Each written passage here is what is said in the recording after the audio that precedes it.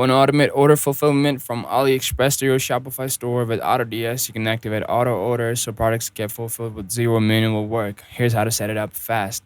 First, log into your AutoDS dashboard. On the left menu, click Settings, then go to the Orders tab.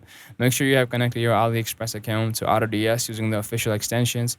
It's required for automation. Next, enable Auto Orders by toggling it on.